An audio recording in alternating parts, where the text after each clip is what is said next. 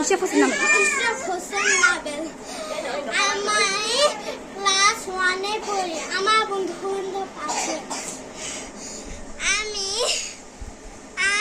আমার সামনে এক্সাম চলতেছে, তো আমি পরের এক্সাম হচ্ছে বাংলা। তো আমি আপনাদেরকে আমাদের বিদ্যালয়টি শোনাতে যাচ্ছি বন্ধুরা।